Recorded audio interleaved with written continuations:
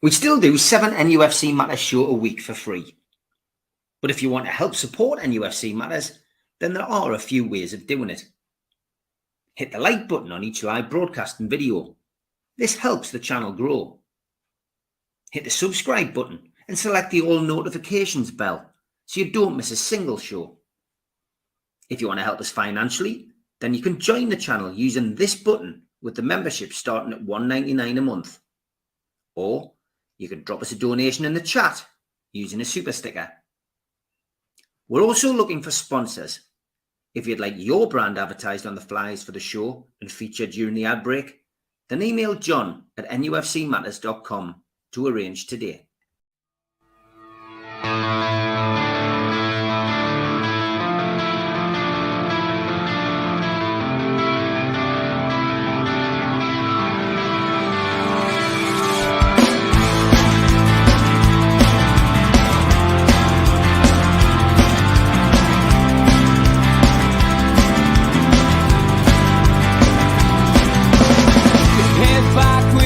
Attack. It feels like I've been talking to myself again, but it's the only way you're ever gonna learn. You look back and it's all in the past. I'm dwelling on the thoughts I cannot say to you. If I don't say the words, then maybe it's not true.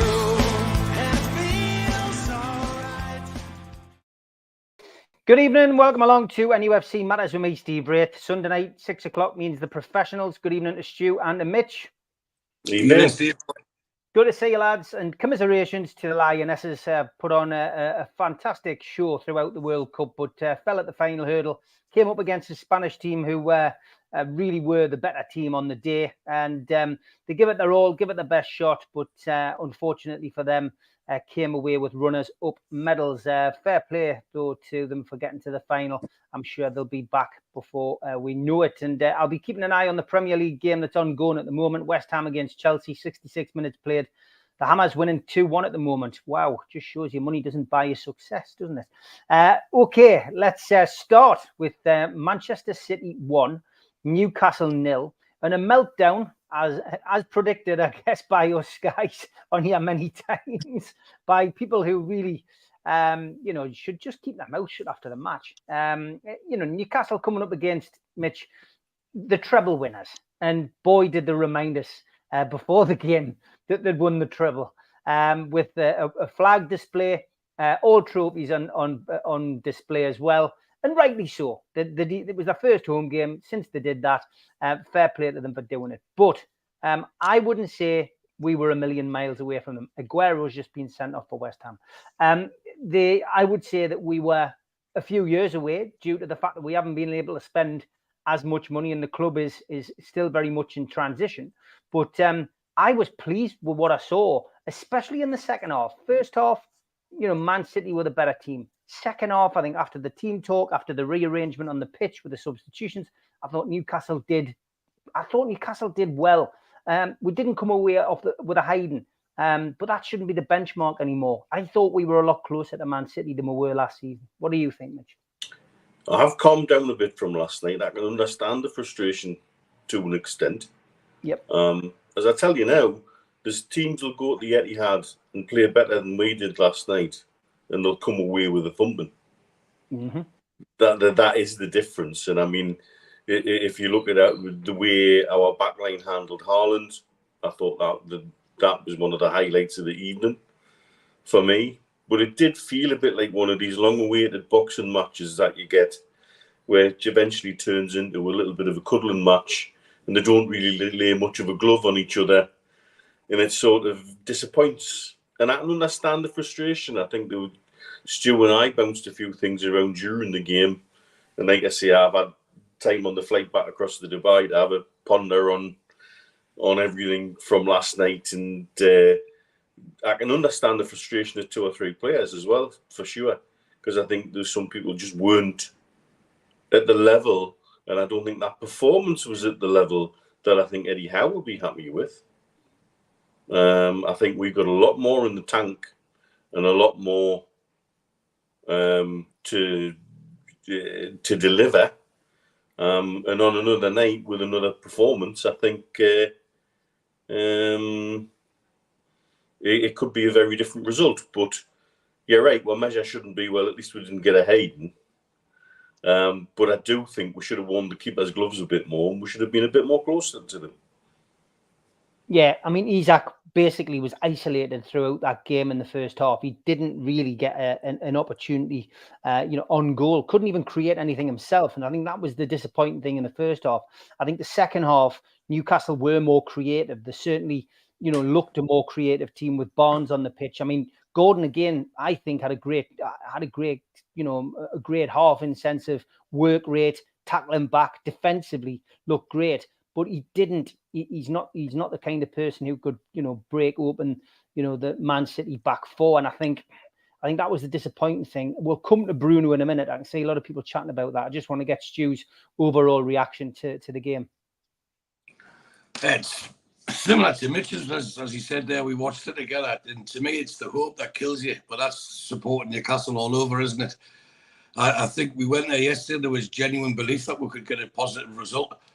I'm still frustrated with the performance rather than the result.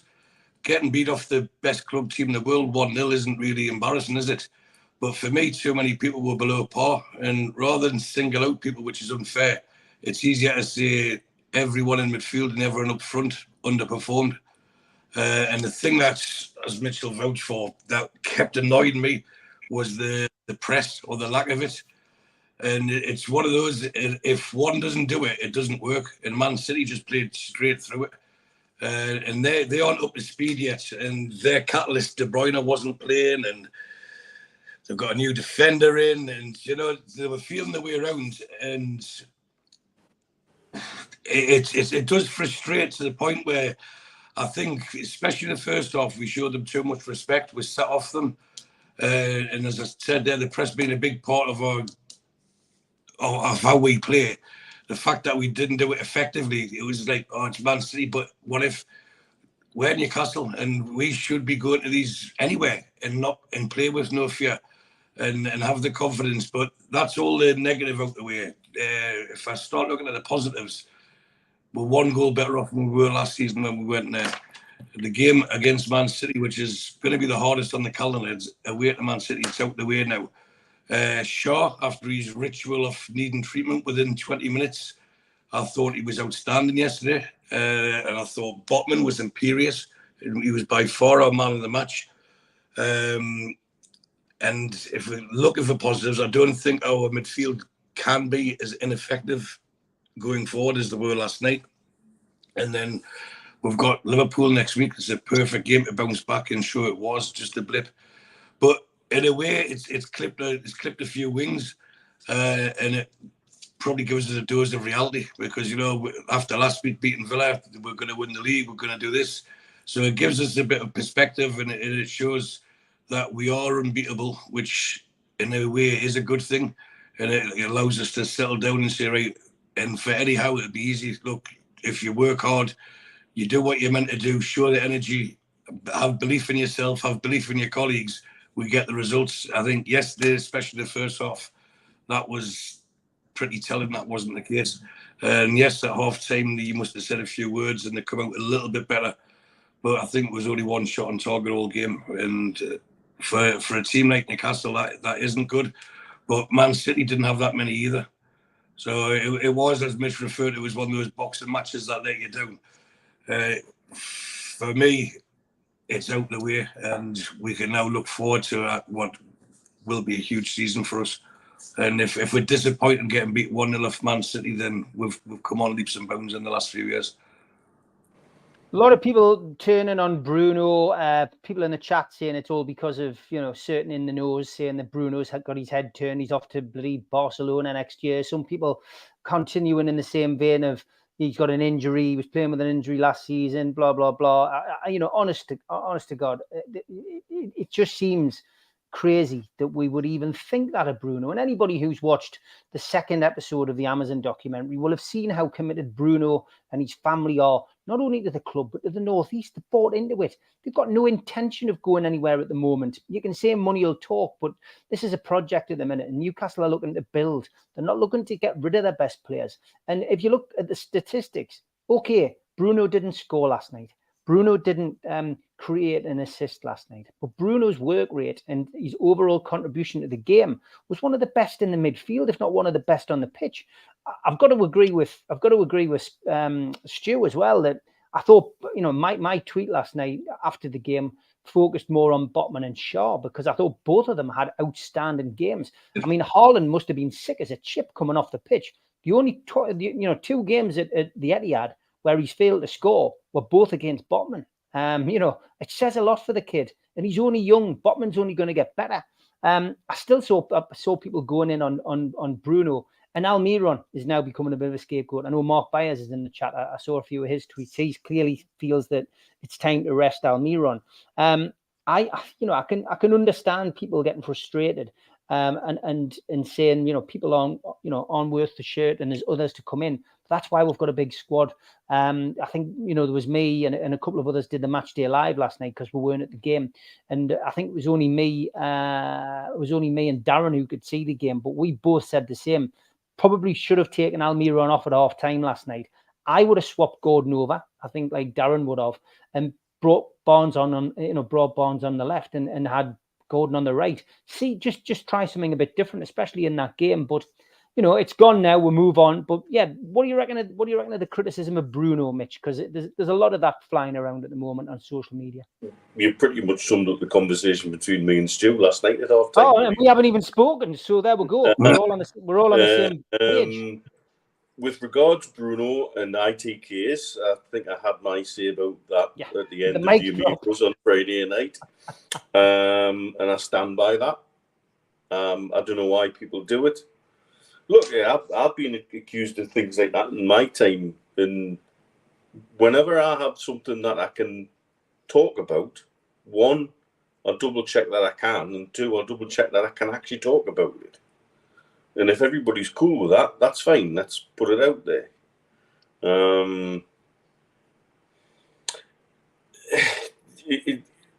With regards to Bruno, I think the best comment of the evening last night come from Mr. Penman when he said, has he turned into Ray Wilkins? Because he did seem to be going sideways backwards a lot. And the problem with when he does that then affects Miggy. Miggy doesn't then get the service that he needs from Bruno. And that's when he becomes that one-trick pony. When he does get the ball, all he wants to do is turn inside onto his left. And there's only one player in the world who's good enough to play with just the left foot, and that's Lionel Messi. Simple as that. You've got to be that good to cope with one foot at the very top flight. That's the frustration with Miggy. When he doesn't get the kind of service, if Bruno isn't quite ticking, I think you lose both of those players. I think they're synergistic. I think they make each other better when they're both on top form. I would have made that same change that you discussed about bringing Gordon onto the right and Barnes onto the left at half time. Really, more than anything else, just to mix it up as well. Gordon was getting frustrated with Walker, and I think they probably eventually took him off to protect him from a second booking, because you could see he was getting a bit frustrated and a little bit leggy. So maybe he's giving him a run at Guardiola might have been worth a try. But hindsight makes us a genius, and it's not Football Manager. It's Eddie making the decisions. And again, as you say, anybody who's seen the second episode of that Amazon documentary can understand how Bruno feels. But you don't even need to see that. You just need to see how he is in the squad and how he behaves on and off the pitch. And he very much wants to be here. There's absolutely no doubt about that. I think one name we've not talked about, by the way, is Joe Linton. I think he was very curious by his absence in the first half for me as well. Didn't dominate the midfield the way we know he can. But going back to the Amazon documentary, and somebody's touched on it, we might touch on it a little bit later, I sense a little bit of somebody up to no good in the accidental release of the last 2 episodes. Yeah, we'll come on to that later. We'll definitely come on to that. Yeah, 100%. Let's just get Stew's version of Bruno so we can park the game. Just the Bruno situation, the criticism of Bruno, starting to spin out over social media from certain people. He's not that good. If an offer came in, let him go. All of this kind of garbage. It really just boils my piss, to be honest. Well, you asked the question last week when I was talking about selling players and that. Would I take 100 million for Bruno? Yes, but would I want to sell him? Absolutely not. I think he's critical to what we do, and yes, he set his bar very, very high, and he has fell below that recently. Whether it's psychological with his ankle injury or there's a fitness issue, but him being below par is still better than most people are above par. But I also, there's one thing that none of us mentioned first time around there. I think the referee spoiled the game. He was very quick to give out the cards, the yellow cards to the midfielders. And if you take the tenacity out of Joe Linton, he knows he's a marked man from the referees anyway. And one rash challenge or mistimed challenge and he's off. And I think they're all conscious of that as well. There was about 4 or 5 yellow cards in the first half that really, if the ref was being consistent, he should have given 10 in total to both teams. And it didn't happen, but that's par for the course. That's not the reason that we got beat. But Bruno, was he below par? Yes. Miggy, was it frustrating every time he got the ball he would stop and cut back? Yes, of course it was. Does that make him too predictable? Yes. Could he be training harder to kick with his right foot? Absolutely he should. Because if you're a defender and you know exactly what the other person's going to do, they could keep shooting the line. And the only time we got down that right side and got across is when Trippier did an overlap. And you can't expect away to Man City for your right back to be doing like 60, 70-yard runs to get across into the box. And it's the same sort of criticism, if we're being fair, that was levelled at St. Maximin when he was constantly cutting in. And the games he had, he performed really well, is when the defender didn't know if he was going to the byline or cutting inside. So he had to mix it up a bit. The team long term, I believe, will have Gordon on the right and Barnes on the left. I think it's starting to look towards that. And Eddie Howe's got the perfect reasoning now to mix things up a bit. We don't know how serious Joe Linton's injury is because he went off injured. But for those who are saying Bruno's head's or his heart's not in Newcastle, they really do need to give the head a shake. And he's probably one of the... Well, I can't think of the last time an overseas player has taken to Newcastle like he has. When I say overseas, I mean I'm talking about he's a Brazilian international. He was playing Champions League football, and he come to us and he genuinely believed in the project. And if you remember when he first signed, he was the one that was saying, "Yeah, we're going to get into the Champions League very quickly," and he was laughed at. But he believed it, and he's been the main reason of why we delivered it last season. Is it worth giving him a rest? So he does think he's maybe he's just to prove he's undroppable. A rest after 2 games is a bit of a worry. But if you took him out, because I thought Anderson was brilliant when he came on last night, he played with no fear, and he was direct, and he has the strength. So, and that's the whole benefit of improving the squad which we've got. I think if Jacob Murphy's missus wasn't given birth last night, congratulations to the family there. I think he would have come on for Mickey. I think he would have come on earlier, but he wasn't there. So Bruno, should he be playing for Newcastle? Yes. Does he want to go elsewhere? Clearly not. And anyone else is either mischief making or just after clicks by suggesting such.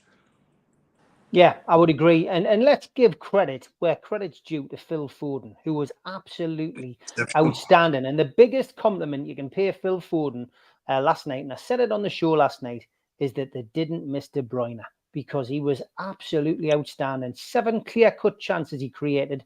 Had Haaland been on form that he usually is, it would have been 3 or 4. And that is the biggest compliment you can pay Man City. They're treble winners. They're the best team in Europe. They're the best team in the Premier League. And we've just come away with a 1-0 defeat. We'll move on. We've got Liverpool next week. let's see where we're at home against Liverpool. That is a good benchmark, I think, for us. But we're clearly nowhere near Man City's level at the moment. We shouldn't be, but we will be one day. That's the way to look at it for me. Okay, I do want to read a couple of comments. So great to see some new faces in the chat, some new names. Dallas, thanks for joining us. Morning from across the pond. My take is the match wasn't too big for the lads. They weren't a deer in the headlights. No sense of them being in awe of City, which wasn't always the case before. Great point, Dallas. Yeah, 100% agree with that. We'll have this one on the game as well. Blue Rhythm Boy says, what's your thoughts on Livramento playing right wing as he did? I'm not sold on it yet. I'm not sure whether that was, an introduction to where the kid's going to play, Mitch, but it did strike me as strange to, whether it was just to bring him on and introduce him. We couldn't judge the kid from the limited minutes he had. But is that where he sees him playing, or was that just a chance to get him a little run out in a black and white shirt? My understanding when we signed him was that Eddie Howe saw him as a potential further up the pitch, not just necessarily as a right fullback. So it didn't surprise me. That was said pretty early on when we were linked with him. Now, how much truth's in that, I don't know. But that's what they seemed to do last night, to double him up. He's got the pace to do it. And if he's got any kind of decent crossing ability like Barnes on the other side, that would be a very interesting sort of double-sided weapon of a similar type. But also maybe it was just an opportunity just to give the kid a run out and get him involved with the squad and get some touches and some time. So it could work either way. Yeah. Stu, thoughts on Livramento having a cameo last night at right midfield? Well, I think it was more of a case of Miggy had run himself into the ground. And let's get him off and get some fresh legs on. And Livramento's meant to be very quick as well. And it's for a young player like that to make his debut in a game like that, it should give him a lot of confidence. So I don't read into it too much that that's going to be his position going forward. I think he's been brought in to learn from Trippier and then to take over from long term. That's the way I see it. But as I just said earlier there, if Murphy had been on the bench, then I think he would have been on for Miggy earlier. And it was just a case of Miggy wasn't able to keep going backwards and forwards. And then we've all played football at different levels. When you keep running and you know yourself you're not having a good game, your end product's not there as you'd like it to be, it does become frustrating and the runs do become heavier for your legs. But again, he kept trying, and I'm loath to single Miggy out to say that he's the reason we got beat. He didn't. The reason we got beat is we played a fantastic footballing team that's a joy to watch, and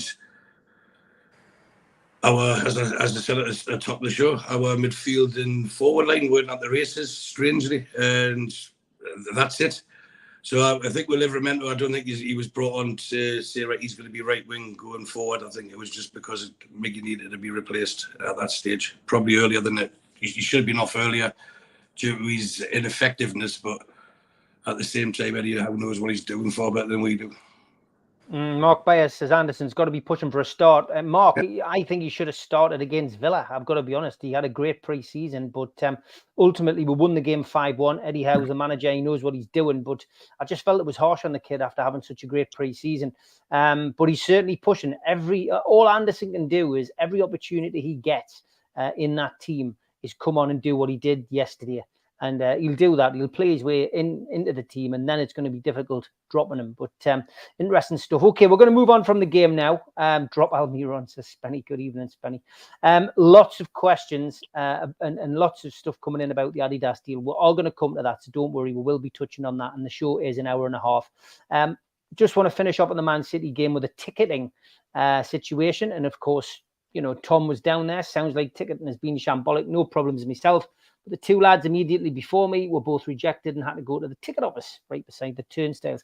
Any horror stories, Mitch, from your side of things, from your mates, from your pals, or was everybody okay getting in? Nothing direct. I didn't hear any. I didn't get a 200 upset WhatsApps off our Josh, so he must have got in all right.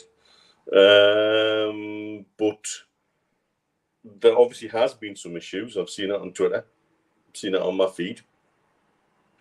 Curious picture where somebody's taking some pictures of a group of empty seats. And if it, as was suggested by someone, that's people who are still holding points and not going now and not giving the tickets away, then if that really is the case, then the club have found the wrong solution. I personally don't see that being the case, although would a group of lads take the view, I'll buy a ticket for every game I can to make sure I get the ones I want, and sod it if I don't get my money back? That's a big commitment financially. I can't see a lot of people being in the position to do that these days, but if that is the case, then the club have found totally the wrong solution. I don't like the things I'm hearing where people are saying they were rejected because their ticket had already been used. How can that happen with digital ticketing? I also don't like the suggestion that some deliberate duds have been planted amongst the fan base. I think that's not really in good faith. That again would suggest the club are working on certain assumptions, and not all of those assumptions are correct. It's quite clear where some of their ideas have come from. It's quite clear who's been pushing that line, and pushing that line very hard, it would seem, without any real evidence. That's disappointing, to say the least. I think the jury's still very much out on how this is going to go going forward.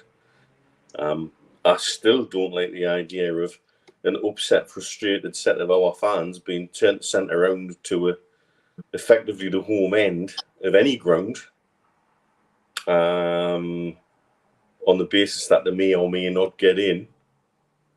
I've even seen somebody saying that they had that ticket, they had their ID, and they still weren't let in, which seems quite bizarre. I'd like to know more about that. So, jury's still out, I think, is the best I can say. Stu, any major complaints from your friends, or did most people have a trouble-free day? The ones who I knew went to the game got in, but they went in earlier than they normally would, which is a bit of a worry. You know, it's like trying to control people. I know Mitch talked about it on Friday night, but there's times, I'm sure all three of us went out with your mates on a Friday night, bumped into people who have got a spare ticket. You end up getting the Clipper down to London, and you're in Smithfield Market at 6 o'clock in the morning. You go to the match and you come back on a Sunday night or the Saturday night Clipper, and you play football on a Sunday morning. That's been taken away. And I just find it strangely odd the way it's been implemented without any real discussion. But what makes me more curious is why it's been done. And the suspicious side of me thinks it's been done to give tickets to a chosen few.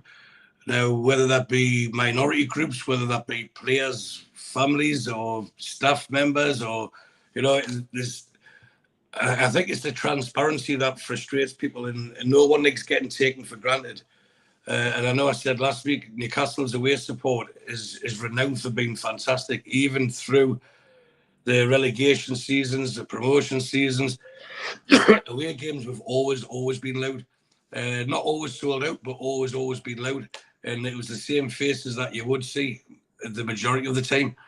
Now that we're in a position where it seems to be popular or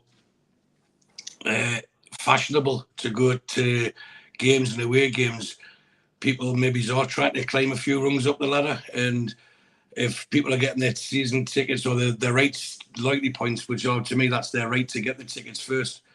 If they're getting those threatened to take off them, it's trying to control people to a point where it's not fair. That's the way I see it. If I, as I was last week back in Newcastle, and I had an opportunity to go to Man City on Saturday, I would take it. But the only way I could have got a ticket was if they hadn't sold out, which is going to be highly unlikely, or say yourself, Steve, you've got more than enough loyalty points, you've got a ticket, and for whatever reason you might have had to go and do a interview for a film or something, you couldn't go and say, right, mate, do you want me ticket? I would go. Does that mean I'm not a supporter? You know, it's strange how people are being categorised and judged on what makes them a supporter now. And I really hope it's not deemed by how deep their pockets are. But that's what's worrying us. I think that's what it's starting to look like now. Are you in a certain minority group, which you then believes you get the rights, more rights than anyone else? The ticketing fiasco will always be the biggest problem for Newcastle United. Well, a successful Newcastle United anyway. But you would have thought they would have learned from the cup final tickets, the way that went, that you're just going to stir the hornet or kick the hornet's nest.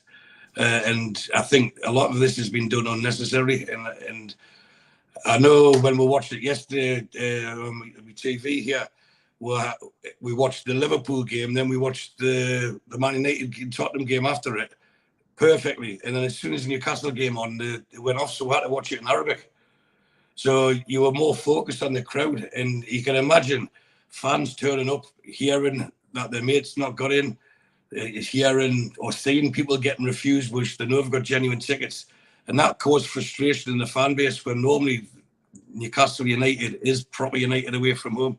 And when we were listening, you couldn't hear the fans as much as you normally would, the Newcastle fans. And that's worrying for me, that the people who do go home and away constantly are being phased out for a new breed of fan. And something has to be done to stop it. But unfortunately, at the moment, sitting here, I don't have the answer. Paqueta gets the third penalty for West Ham there, and that is it. Less than a minute to go. Pochettino holds his head in shame, and West Ham 3, Chelsea 1. What a 3-1. Wouldn't have Paqueta had a bet on that? He probably did, allegedly. But yes, West Ham, good start of the season. That winning that derby, Caicedo shaking his head as well. Not sure what he's bought himself into here. But we're going to move on from the game now. We're 30 odd minutes into the game, 15 minutes until the ad. So let's just run through a couple of these comments. The Mighty Win says 3 of them admitted, even though they'd been in numerous away games last year, they didn't get a Wembley ticket because the Barons, with the points they had earned for them, not happy. I must have missed the start of that. Let's see if I can find the start of that message. Yes, I got an away ticket on 29 points, talked a load of regular sharers on the train down and back. A couple of other ones on the tickets. Was there another one? Yes, Benny. Had a phone call off a lass who goes home and away every game, couldn't get in with a ticket with a name on, and couldn't get in with the envelope with a ticket. Absolutely shocking. Emails have been sent. So yeah, lots of mixed messages and lots of issues with this ticketing thing. I'm sure it'll not be the last time we discuss it on this program.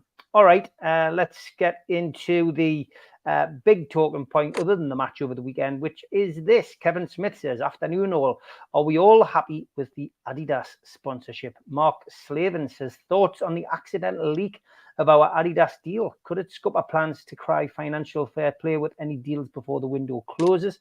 Do you think there'll be a statement transfer signing to mark the start of the Adidas sponsorship, says George? And Ian says, do the lads know how much the Adidas deal is worth over 5 years? So lots of people talking about this, Mitch. It was episodes 3 and 4 that were bizarrely leaked onto Amazon yesterday and then quickly taken down, but not before lots of in the know accounts and people who claim that they knew all along that Adidas were coming back, and as if they were sitting around the table with Amanda Meerdad and the rest, taking plaudits and pats on the back for this whole thing. But ultimately, nobody bloody knew. And it was leaked yesterday in a bizarre fashion. And the club quickly followed suit by putting stuff up that, they would be rejoining with Adidas in September. Watch this space. Adidas put their own promotion out as well. So where do you lie with this, Mitch? Was that accidental? I don't think so. No, I'd like to know have the club and Adidas said to them do it because they know the spending's done in the window? It's Nike, Mitch. Let's just do it. Very good. You know, so they know the spending's done, so people cannot make assumptions. So let's leak this. Let's get it out there. Is it being done by somebody in the production company? Because one of the part of the production company that been involved with all the other All or Nothing documentaries, was there a little bit of somebody inside the production company being a bit of an ass? I guess we'll never know.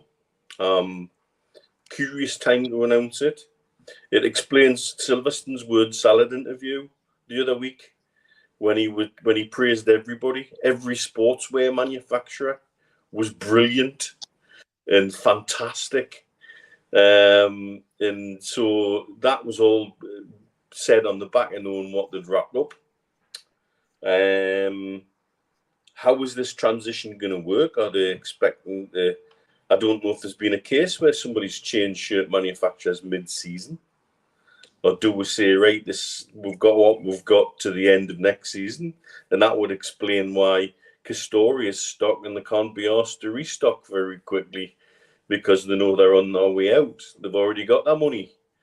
It's a curious situation.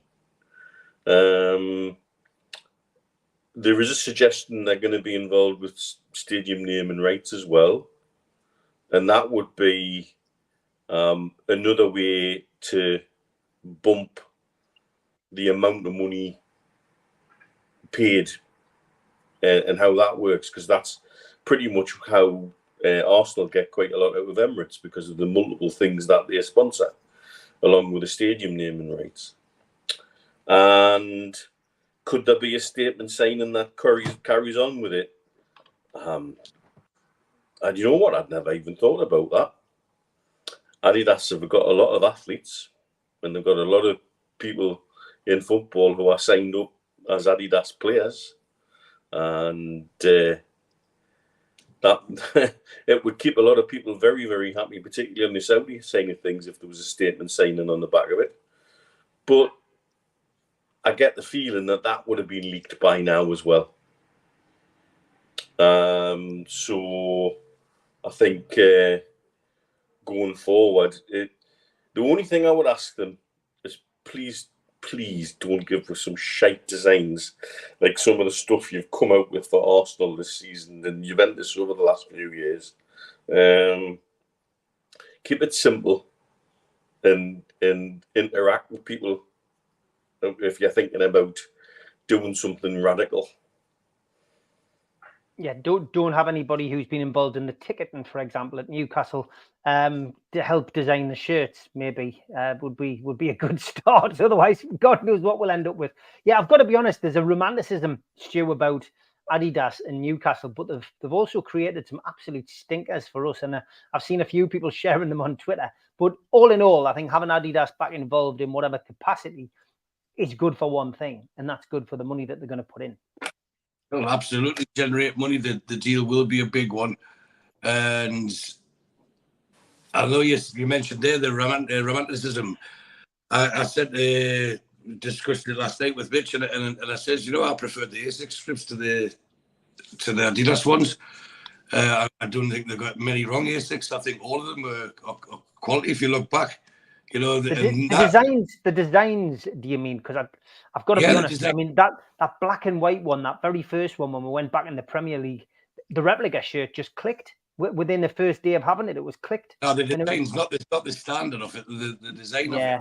Yeah. And I think they're all pretty iconic. But to me, that's probably goes hand in hand with the fact that the way the team was playing. You seem to remember more fondly of the good times, and so that strip replicates that as well.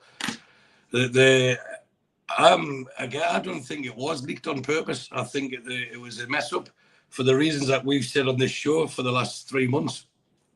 They'll cry poverty when they're doing the transfers and things like that. And then when the timing's right, bang, here's an announcement. I think the biggest concern, as Mitch just touched on there, was will we change strip mid-season? Can we change strip mid-season? Is there a rule against it? But then you have to start looking at the financial implications and the amount of problems that could cause. These strips aren't cheap.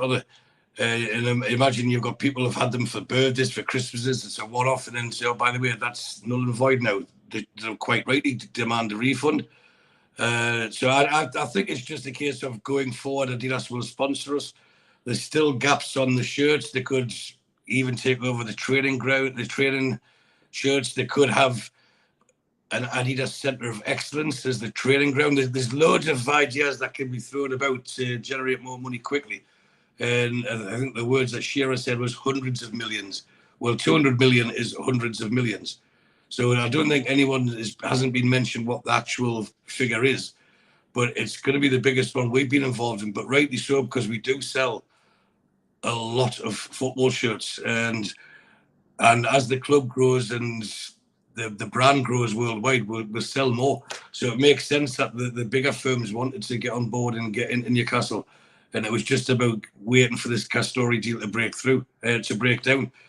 So we can only speculate at the moment. And was it something behind the scenes? Castori have made that many, I'm trying not to swear there, errors, where legally they could say you're in breach of contract, so we're going to get rid of you quicker than what the contract you had with Mike Ashley was permitting you to stay, or were they bought out by Adidas, and it was a win-win-win, because no one likes bad publicity, and Castori have had a lot of it with the shirts with Newcastle. Not as much the designs, but the quality, the delivering of them, the wrong stitching, the wrong numbering, all of this, and it can't be good for them. And maybe they are guilty of trying to grow too big too quickly. You know, they've got the England team, as in the cricket, and they've got, Wolves, they've got Aston Villa, Rangers. You know, so they've got a lot going on. And if we were meant to be their flagship, we weren't meant to be the star signing. And if we're complaining about it, bad news travels a lot quicker than good news. So it might suit them to take a golden handshake and move aside for a big brand like Adidas. But again, I'll just echo Mitch's words. I hope they don't make mistakes like Arsenal's or Man United's. And strangely, I know I'm going off topic here, but look at the grief we got for the green shirt. Man United have got a third green shirt. Arsenal have got a third green shirt. Liverpool have got a third green shirt. So what difference does it make? Is it because our owners or the PIF? It's just all pathetic. And last week he had Klopp down his press conference, didn't he? And all his acolytes in the press were whooping up. He's laughing when he mentioned something about Newcastle and the touchlines. But he who laughs last. That's all I'll say. So I'm happy with Adidas. I just hope that they, as Mitch said, will keep it simple. Like I said, wait till MBS is sitting in the Melbourne stand watching Saudi's national team play after meeting Rishi Sunak. That'll make their heads explode down in these press conferences up and down the country. Like, I'm afraid. You know, Steve. Do you know? I know I mentioned it in our group, but loads of teams have played at Craven Cottage, especially. You know, there's been Argentina have played there, Ghana, Cameroon, Korea.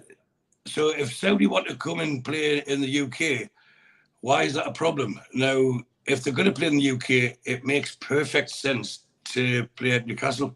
Is it because it's Newcastle or is it because it's Saudi? What is the real problem? Is it because it generates more money for us? It's an opportunity for them. They'll get a bigger crowd playing at St. James's as anywhere else. Mm-hmm. It's because people want to wrap that up with the argument about ownership, with the argument about state ownership, with the argument about associated sponsorships and things like that. And while people are having these arguments about us, Chelsea are busy doing everything we've been accused of doing and getting caught out for it, you know. I'm also beginning to wonder how many shares in Adidas the PIF own, because Adidas suddenly started doing the Saudi national team this season as well. Yeah, that. And you know, it makes you start to think, hang on a minute, they've been quietly buying up bits of Adidas in the background recently. But again, I wouldn't blame them if they had, because like I said on Friday's show, we've been put in a position where we've got to do it for ourselves. We've got to go out and make it happen. We've got to go out and make these sponsorships happen. They've made it so difficult, and they've come up with ways to try and hinder our progress that does it any wonder that they're finding very innovative and clever and legal ways around it, like we told you all they would? They'll do it by coming through the front door with their chests puffed out, not sneaking around the back door and trying to do shady deals like Chelsea trying to do a shirt sponsorship deal for a company that's less than 12 months old, which has got a turnover of £12 million, and yet suddenly they can do 50 million for a shirt front, or it's owned by people who invest in Chelsea's owners.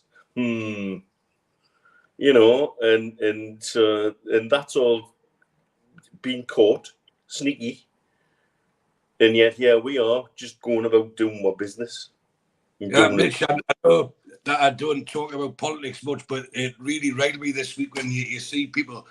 There's a certain group I won't even mention because we know they're not Newcastle groups. There's about 2 or 3 of them. We know they're not Newcastle supporters, but they're using their dislike for Newcastle and using the term sports washing. So I'm sure people can work out who I'm talking about. I can't wait for them to be going to Downing Street and handcuff themselves to railings when MBS is over, or outside Buckingham Palace, when the people who do run this country are given the proper red carpet treatment.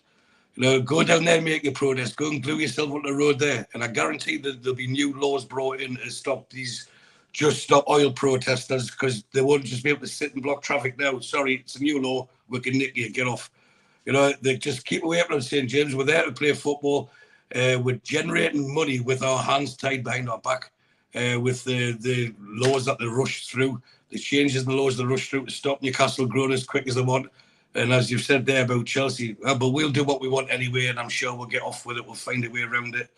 And let us just get on with the football. Sorry, we're trying to generate money. Sorry, we're trying to get better. Not sorry. That's it. And if MBS wants to come watch his national team, why shouldn't he?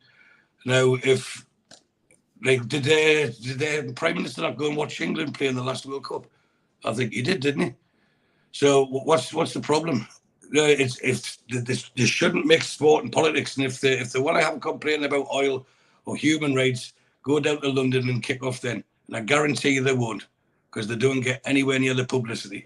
And I'm not going to go on one. I'm going to stop because it's up to the break now, Steve, isn't it? Yeah.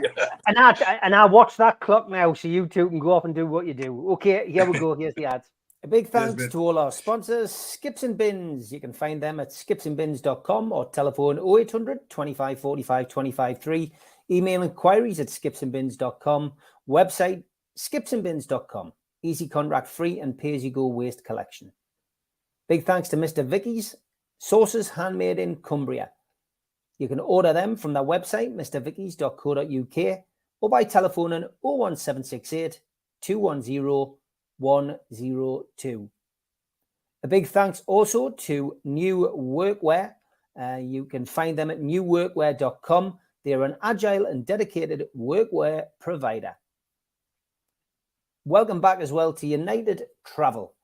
They are a UK coaches firm, and they are based in the Northeast. They've got 2024 tours, and you can contact them on 01670 632 460 or mobile 0791 666 4174. Email info@unitedgrouptravel.com, and they've got a website which is unitedgrouptravel.com. There's no strangers on their tours, just people you haven't met yet. Big thanks to them for their sponsorship. Big thanks as well to Media Arts, and they supply all the video technology. If you want to become a member and get a cup, a pen, a membership card, and a scarf, then get your smartphone and put it over this QR code. It will take you straight to the membership pack. It's a £25 one-off fee. You can also go to NUFC Matters website and search membership pack to book today. If you want to help the channel, then subscribe to it by hitting the subscribe button. Hit the thumb up under the video to like the video, and click share to share to your other social media. We're also available as a podcast on iTunes, Spotify, and other podcast providers. Don't forget, we help the food bank on this channel. If you want to do so virtually, go to nufcfansfoodbank.co.uk and make a donation today. The Alan Shearer raffle is back on.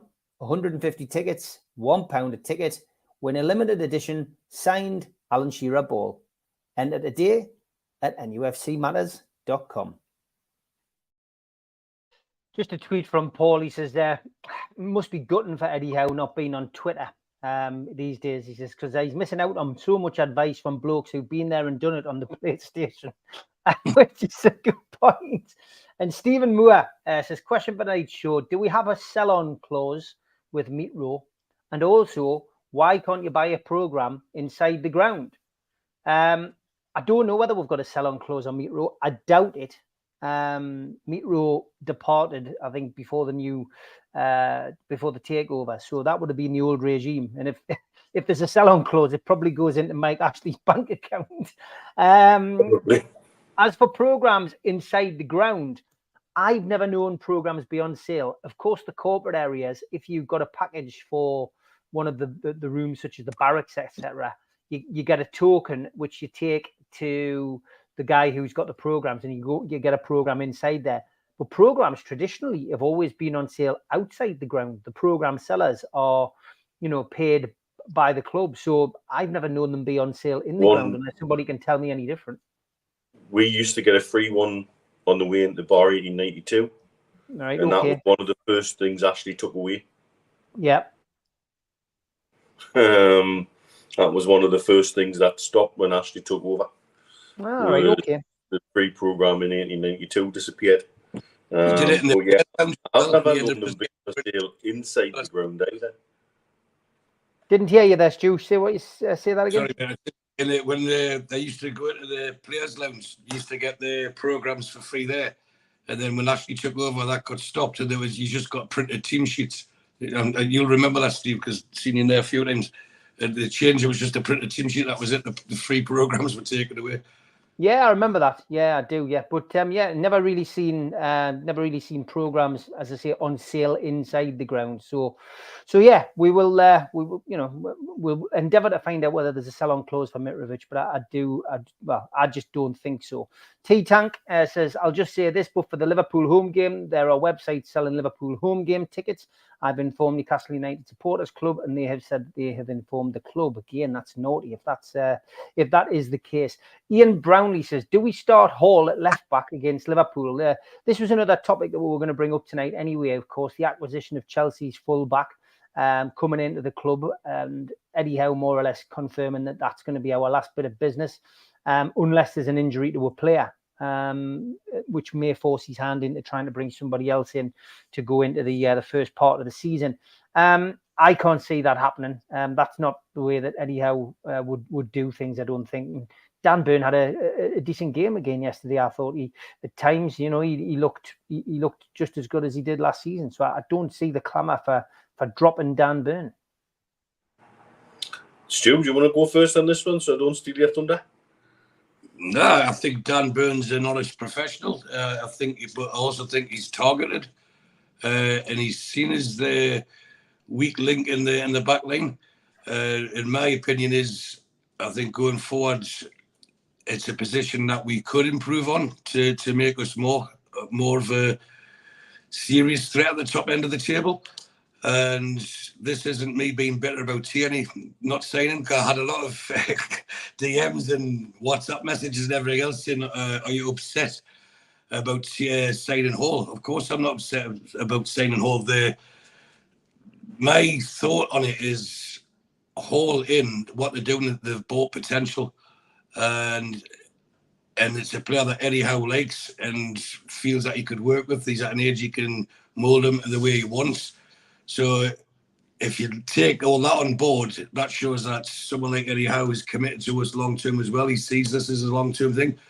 But my personal belief, which I've repeated constantly, is Tierney would have been the perfect fit. He would have been a player for the here and now. We can't just keep buying players for the future. We need to buy first-team ready players with the Champions League coming up. But if Arsenal aren't going to trade with us, what to do? You've got to go out and you don't just throw the money at somewhere else. For example, would we sell Bruno, as that was talking, would we sell him to Liverpool?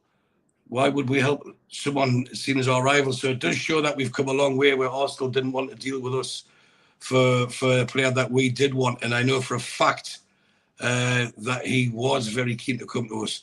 And I do know that for a fact, that he wanted to come, and I know that we wanted him. But it doesn't always work out that way, unfortunately. And whoever does get him will sign a great player. Hall, I don't think will start, as you've said there, Steve. Eddie doesn't throw them in straight away, does he? This is how I want the team to play. You've got to watch it and learn your role and everything else. And until he has them in his main first team ready, where you don't want to throw someone in where they're going to make errors through no fault of their own. They need to know the role and what's expected of them, like the back of the hands, like positional sense and when to pass it, where to stand and everything else. So Hall, I'm sure by the end of the season will get a lot more game time. But I think in the next few weeks, I think we might just see him if there's an injury or if we're 2 or 3 goals up, just to give him a run out. Okay, Mitch. Well, yeah, I think he's signing Hall with a view to the future, but he is proved he's Premier League ready now. But Eddie doesn't tend to chuck people in at the deep end. He tends to ease them in. I'd be curious to know what his fitness levels are like, looking at what I saw Chelsea today. They did again last night, or yesterday. We watched Tottenham Man U together yesterday, and they, compared to us, just didn't look fit at all. Us and Man City are on a different level in terms of fitness.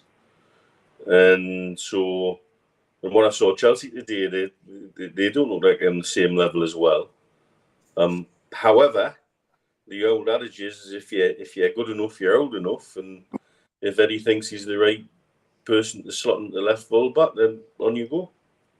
I think long term, potentially, or possibly, Hall will be the better deal if it was him and Tierney. I just keep saying for now, with Tierney being ready, but time will tell. And I don't think we've made any mistakes with the incoming transfers that we've got. They've all come in and played the part. And I include the Chris Wood in that, who was fantastic to see score the winner in the Premier League game the other night. And that was really good. And I was so pleased for him. But I know you've said the same, Steve, without him playing for us that second half of that season, I think we would have been relegated. And so everyone who's come in to do a job. But when Wood come in and Byrne come in and Target come in, they were brought in with a mindset of, you've got Premier League experience, you'll help us stay up. And it was the first phase or the first cycle of the transfers that were incoming. I don't think any supporter would have thought, right, when we signed Dan Byrne or when we signed Chris Wood, he's going to be leading our line in the Champions League in 2 or 3 years' time. And Dan Byrne's going to be our starting left back against Bayern Munich away. That was never crossed anyone's mind. So can we upgrade that area? Yes, we can. Would he be a fantastic squad player? Absolutely, he would. But yes, we all complain we want a team that tries, etc., etc. That should be the minimal requirement these days. But if you've got someone who's trying and brings in the extra quality, then why not? Michael Parsons says, facts, Chelsea and United don't look 100% next week. We will bounce back and beat Liverpool. NUFC matters, bingo. Steve supports Chris Wood. Yeah, 100% I do. Agree, Mark. I think he'll be eventually, but Eddie likes to bed them in. He definitely does, talking about Hall there. I believe everyone's good enough at the moment and has a role to play. Yeah, I think Anderson showed that as well. Tonali walked straight in, but he had the full pre-season. Barnes didn't have the full preseason. He had a full preseason, but most of it was with Leicester. And Tonali walked straight in because he settled straight away.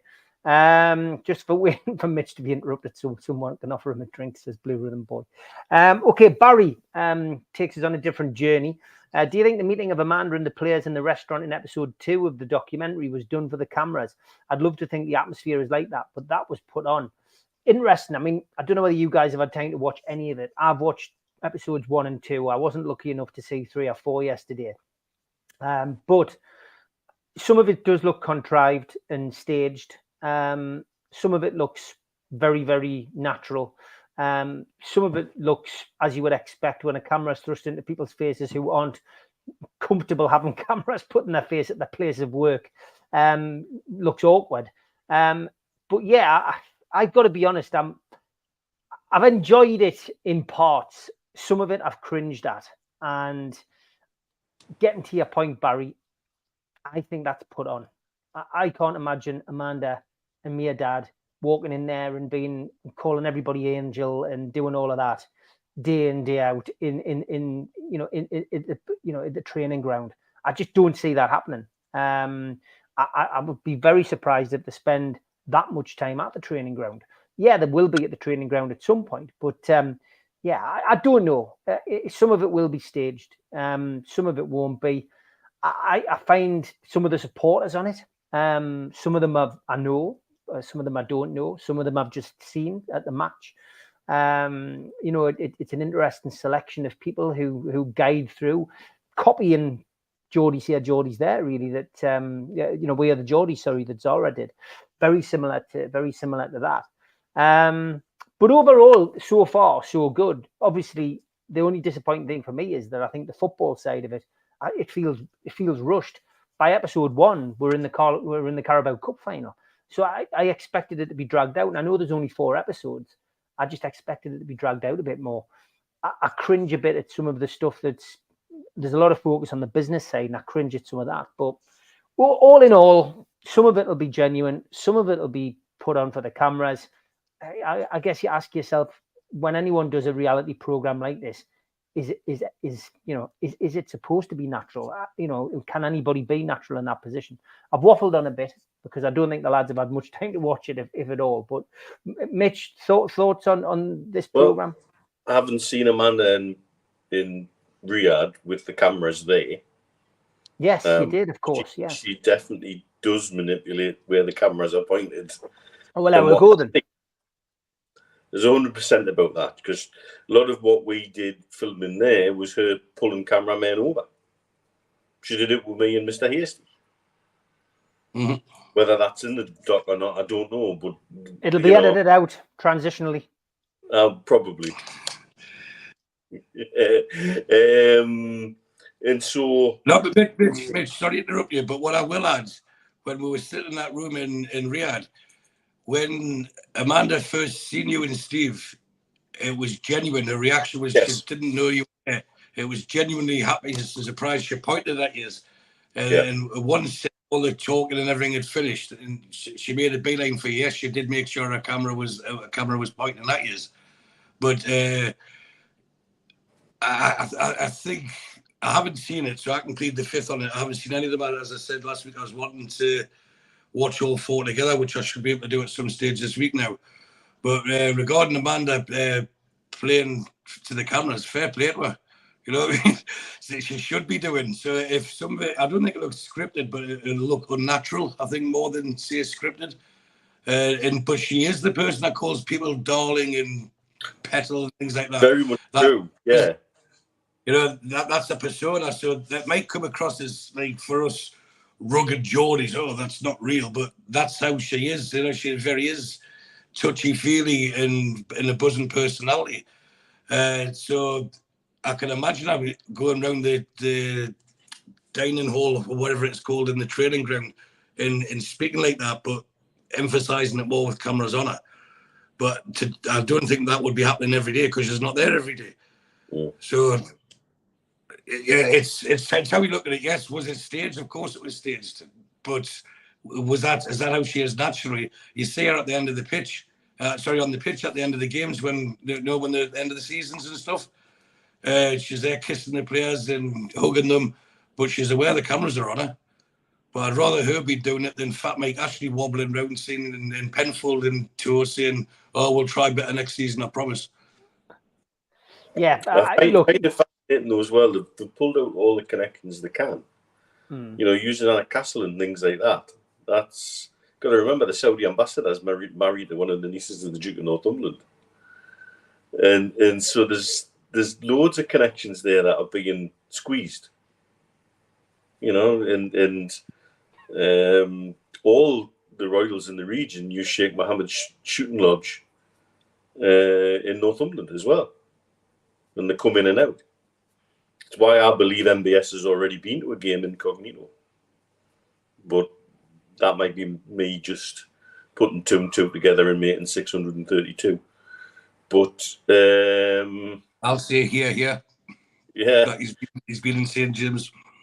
And so, I think they're using all the connections they can to put a positive spin, not just for the rest of the world, but for back in Saudi as well. You got to remember the Saudis lap stuff like that. Oh, look at the historic castles they've had all their meetings in and things like that.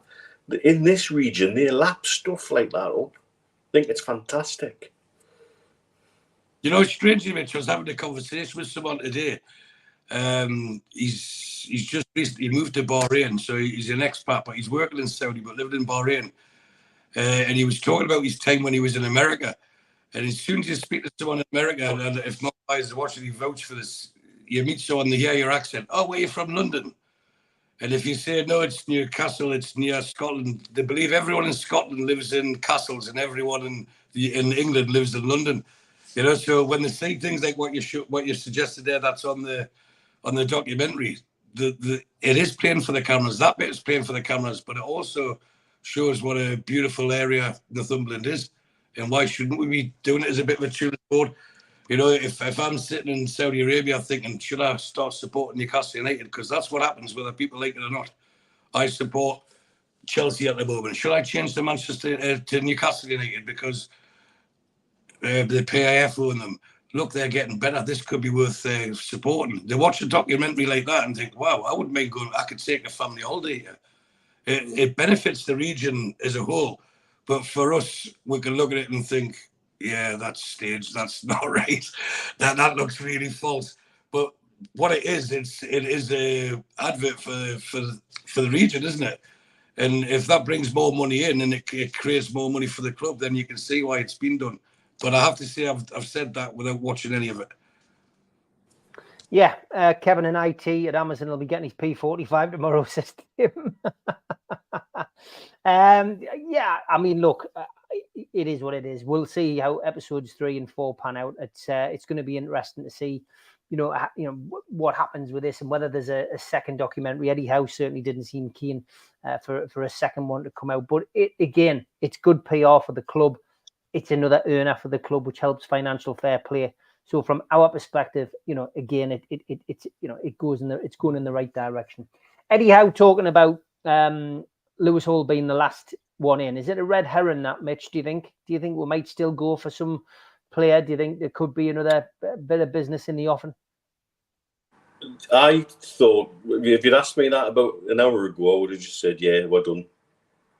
I hadn't even thought about a possible Adidas statement signing. But I think on balance, I think we are done.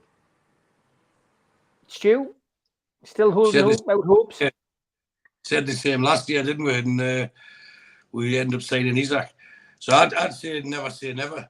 If they've shown that they're flexible, if they've got someone on their list that becomes available at a price that they think is too attractive to turn down, they'll get the person.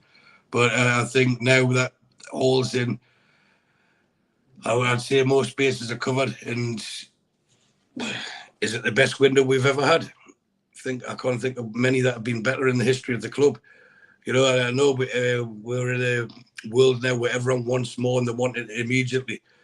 But considering what we were adding, what we've added to what we already had, I think they've complemented each other perfectly well. And I think this season will show that they've made the right decisions. So if we do get any more, they have to be first team ready now. And I think if I stress if we do, it might be someone more forward than defensive minded.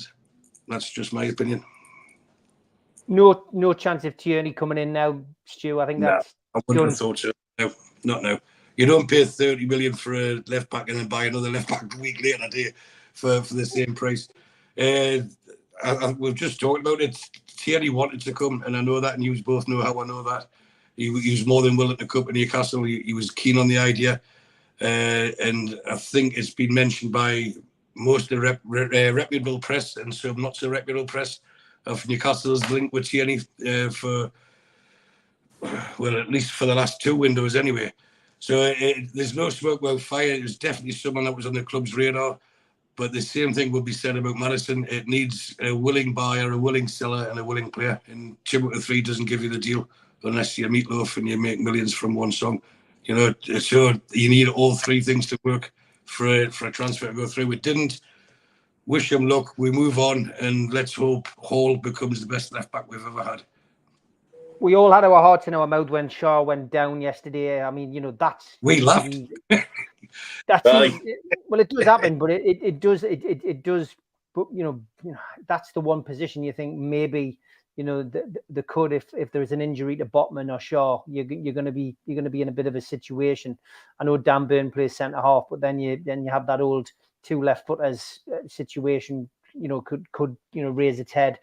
You know, Joachim Anderson, Antonio Silva have both been high on the list at centre back. We're led to believe by certain journalists. I know Craig Hope was pushing that up until the Hall signing. Do you think centre back might be the surprise signing if there was one more to come in, Mitch? No, I'm with Stu. I think if there's a surprise signing, it'll be something further up the pitch. Because I still would be more comfortable with a third option at centre forward, not just relying on Anthony Gordon as a false nine. You know, the other thing as well, if you look at Barnes and Gordon, both of them are very, very quick. But the thing that stands out to me is they can use both feet, both of them. They're not just reliant on the left foot or a right foot. They can shoot, not just kick it. They can actually shoot accurately with both feet, pass with both feet. And when Gordon's playing on the left, you can see Favour's cutting in, but maybe that's what he's told because we know Eddie Howe likes to play with inverted wingers. And that's where his help is if he goes into the middle. But there was a goal against Villa, he did that, but then peeled away straight away and got the crossing foot and all his goal with his left foot. So he can do both. Barnes can do both. So it wouldn't surprise me, and it's something I have said when we're asked about what team we think we'll have. I think both of them will be, once the team settles down and we start getting our strongest lineup, I think both of them will be playing on the wings with Isaac in the middle going forward, because they can cut inside, they can go to the byline, and that's the bit that I mentioned about Miggy and what I said about ASM last season. You need to have the defender guessing where is he going, and then have the ability to go both ways. And these two young lads can do it. And to me, it's really exciting watching them develop as well. Because us three in here were the three that mostly defended Gordon when we first signed him. And then he got injured, and then he had the good Euros, and everyone's like, oh, he's fantastic. He always was fantastic. He was scouted because he's fast. He can use both feet. He's got the brains. He's got tenacity. He doesn't mind getting stuck in. And last week, the first week of the season, he was recorded as the fastest player in the Premier League. I think it was 22.34 miles per hour or something he ran with the ball. He was the fastest player in the whole league. And that's what is obviously exciting Eddie Howe and Jason Tindall. They want to be able to break with speed, but controlled speed. Not someone as it Malcolm used to say, you know, up in the Gallagher and they'd be running down the Thumberland Street. Yeah. You want someone who can actually run it with pace. And if you're a defender, you've got someone running with pace, you think, right, okay, I'll just show him the byline because I know he's going to cut inside. You can't do that with these. And once they get into the habit of doing it and get into the team and the confidence gets up that they're first team regulars, we'll benefit massively from that. T-Chank's asking if there's a striker going to come in. Who do you think it would be? I still think Newcastle will be in for Ivan Toney in January. I don't think they'll bring anybody in now. But I just got a feeling that Newcastle's ownership and Eddie Howe feel that Ivan Toney could be a solution to that missing gap up front. But I certainly think he could complement Isaac. I think they're two very different players. But it's just a thought. It's not based on any in the know knowledge. I just feel that ultimately that could be the case. Don Milburn says, issue for me is if Cher gets injured long term, would anyone be happy with Lascelles playing every game? Good leader, not to be standard. Though the lads have said on, he's a Premier League player and that's it. But I do know some people groan when you see Lascelles warming up. So it will split the fan base, that, but he is a Premier League player. We've got to have respect for him at the end of the day. It's an interesting one. That let's concentrate on outgoings. Do you think there's any outgoings likely? Eddie Howe says not on Friday, Mitch. Asked about Fraser, as he has been in numerous press conferences, and he's always gives very short shrift to any questions about Fraser. No, nothing. That's it. Especially with them being linked with Celtic in the press. And asked by another journalist whether there was any outgoings with any other players, and he went nothing at the moment. So sounds fairly quiet on the outgoings, but that can change, can't it, as the transfer window ticks down? Ashley's legacy contracts for Hayden, Hendrick, and Fraser on money they'll probably not get elsewhere, and so it's interesting to see Pochettino's comments about Lukaku at Chelsea. It's the same problem, just on a smaller scale. And it takes two sides to make a solution. The players and their agents have got to find a solution. The players have got to want to either think about, do we sit tight on salaries, and that's probably close to the end of our careers. Fraser now's done this twice. That gives him a reputation, and there's some clubs will just not want to touch him. And it takes work from the club to help find solutions for this as well. And I can't believe the club aren't trying to find a solution for these players. It would be a shame to see them just sit there and waste away. For all of them, really, the Hendricks in international, an Irish international, and surely he's got to be thinking about, well, if I'm not getting game time, I'm not going to be picked for the Irish squad, etc., etc. Hayden has had a lot of very positive things to say about Eddie Howe, however, so it's obvious he's kept in touch with players when they've been away on loan. But we've moved on so far and so fast in such a short period of time that definitely what I would suggest is surplus to requirements. But it takes two to tango to get them out of the club. Outgoing, Stu, certainly something that we've struggled with in this window anyway. You got to remember how other clubs see us now. They see us as this huge mound of money, but I think near the end of the window we'll see people leaving. There'll be clubs desperate to bring fresh blood in or new blood in, player wise, and we're sitting with people who they know are not going to play for us, and they can't do a job. The key thing is the salaries, and whether it's, you call it greed and say, if I was a footballer, I'd want to be playing. The football career is a short career, and if I wouldn't be surprised if one of them went to Saudi. I really wouldn't. Now that seems to be opening up, why wouldn't they? And if you're on 50 grand a week and you get offered 100 grand a week, you would go. Most people in the world would move somewhere for double the wages, irrespective of what you're earning. So I could see that be, but we wouldn't get a massive transfer fee for any of the ones that you've mentioned. The Celtic link, it's possible, but we would have to subsidise the salary. It would be a loan move. They wouldn't be able to buy him, and it'd be a loan move, and we'd be paying at least half the money. But it gets him out of the training ground, out of Eddie Howe's eyes and hair, and probably ears as well if he's moaning on. It is difficult, but as Mitch said, it's a legacy from the Mike Ashley era, from when we weren't buying players that we thought were good enough. We're getting players in on a free contract, and to entice them to come what was a struggling Newcastle United, we had to offer them bigger wages than they would get elsewhere. That was definitely the case with Hendrick. It was definitely the case with Fraser. But Fraser was the same person that Arsenal tried to buy for 20 million about 5 years ago. So he's the one for me that's been the most frustrating and the biggest letdown, because he does have the talent. Whether I don't think he's got enough talent to be a regular in this team now, or even in this squad now. But he's still, if his attitude was right, he could be a Premier League player. But as you both said, what club in the Premier League is going to give him 60, 70 grand a week? and take the risks that go with it. To answer Mark Byers' question, if they did pay him off, it would affect their financial fair play. So they either sit and let them rot, or they ship them out and subsidise it. At least if they're getting 20 grand a week of someone else, it saves £1 million a year towards the financial fair play. That's unfortunately, that's the sad role that we're in. But we're moving out of that. You know, it's only going to be a couple of more years, and all the money generated will be our money.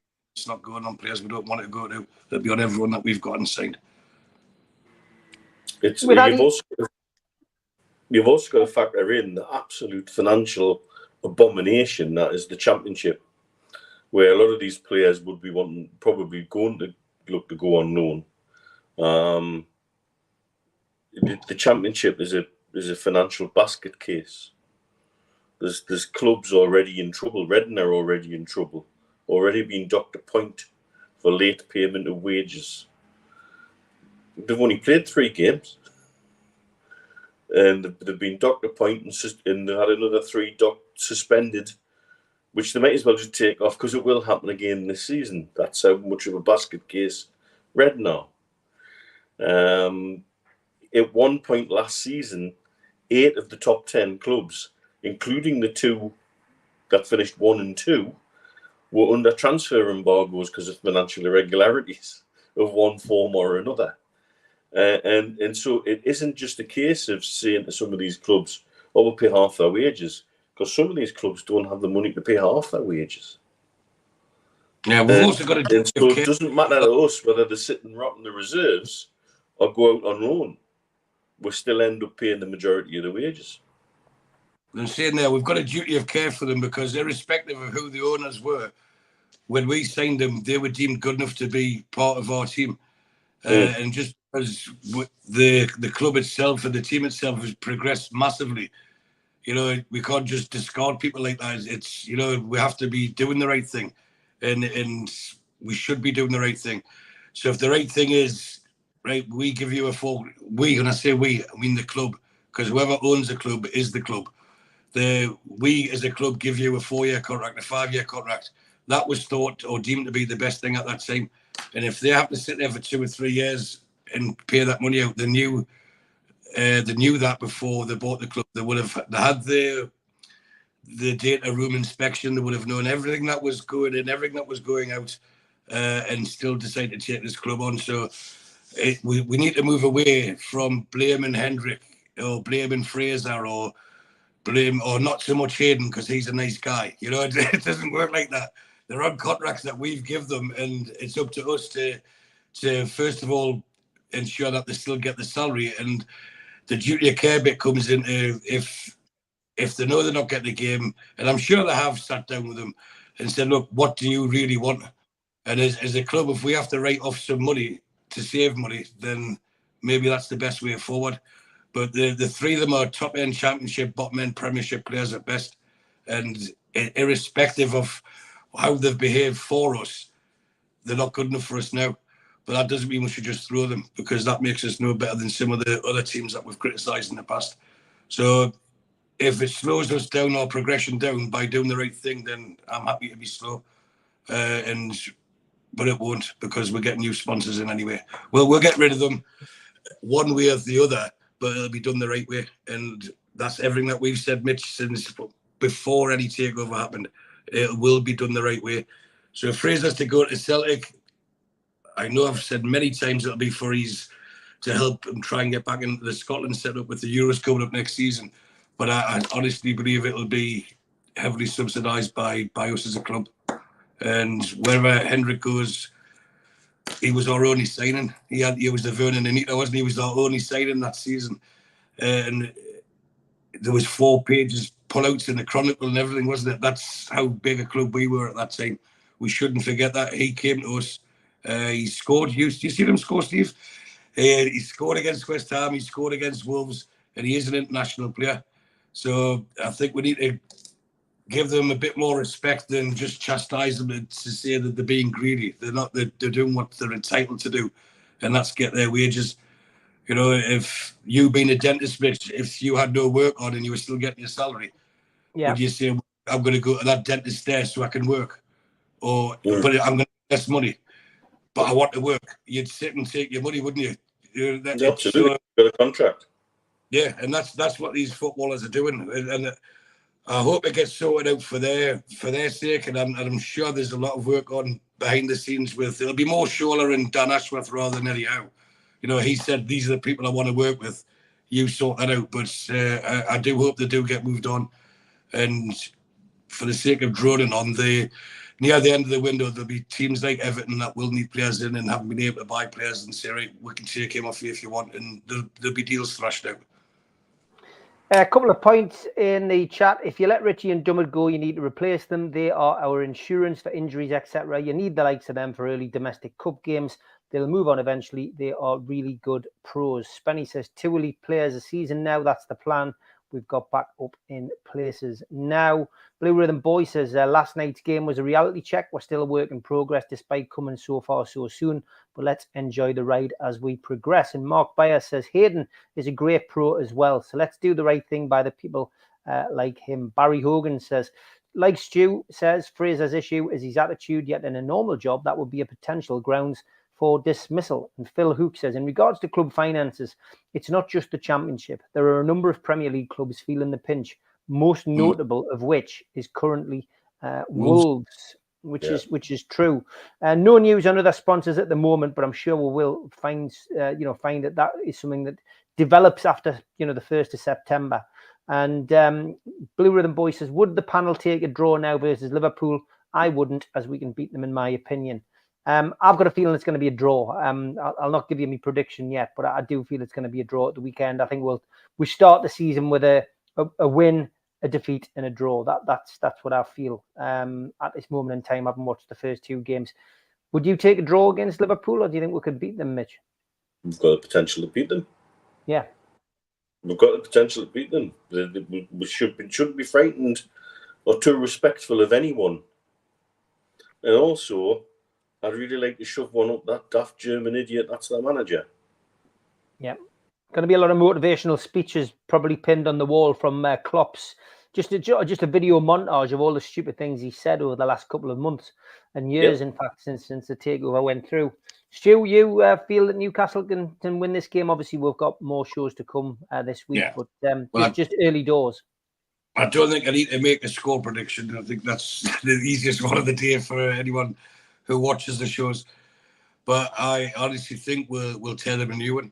As long as we're not wearing those lead-filled boots that we had on for the first half yesterday, I think, a lot of the team talk's been done. But we have serious professionals, and their pride has been hurt yesterday. They'll be looking back at that game and thinking, we didn't really do ourselves justice. And then they'll get to St. James on a Sunday afternoon, a full crowd. Everyone's had a few beers. The atmosphere is going to be bouncing, and I honestly think we'll take them apart. And for all they'll be targeting Dan Burn, we'll be targeting their right back because he's no right back. And their back line's there to be hit. Would I swap Virgil van Dijk, who the London press and the Northwest press tout as the best centre-half in the world for Botman? Not a chance. And I think they've had McAllister sent off as well, so he's not going to be there. Yeah. Salah's still sulking. It's a right time to get in there and do what we should have done yesterday and show what we are. We are Newcastle United, and this is our house, as the old saying goes now. Come and try and take the points. And I really think we'll be too much for them. We'll have so much energy, so much passion that Liverpool won't get on that bus quick enough as soon as that final whistle blows. Sam says, Mitch is the dentist. Would you need scaffold to work on Clipperty's teeth? No, but if he comes to Newmarket, he'll be entered in the first race. Okay. I used to like Liverpool. Was the second team I look for. The fans are great, but the manager's a right turkey jockey. Spenny. T-Tank says, thanks for your time. We talked about yesterday, said he's turned them into being a disliked team. Yes, when he first got there, people admired them, and if you look at Liverpool of old, the late 70s and early 80s, that although they were winning everything, they weren't hated, they were respected. Mm-hmm. And he's turned them into a team that a lot of people don't like. With his attitude and his press conferences and his mannerisms and his behaviour on the touchline and stuff, his self-righteousness, and it reflects on the whole club because he represents the club. And look who we have representing our club: someone who speaks eloquently, someone who very rarely gets ruffled, and is willing to learn from his mistakes and accept he's made mistakes. Yeah, 500 watching tonight, which is great stuff. Thank you so much for your support as always. And yeah, it's been a great show as always. Covered some great points. This week's shows Monday night, 6:30. We will have the fans forum as usual. Action-packed panel, I'm sure, tomorrow night. Tuesday, we will probably have Melly on with the Premier League show. I think that's what we've organised. I know it's his daughter's birthday that day, but I think we're going to manage to squeeze that in as well. Wednesday is Geordie's here, Geordie's there. Thursday, Supermac and Gibbo are going to do an earlier show because they've got a show, they've got a talk in on Thursday night, so they will be doing 10 o'clock on Thursday morning, and then on Friday night it will be the Three Amigos as usual at 5 o'clock. We'll confirm the weekend shows later, but for now, thanks from me, thanks from Stu, and thanks from Mitch. This has been The Professionals. Have a good Sunday evening. Good night. Good evening, Cheers, everyone.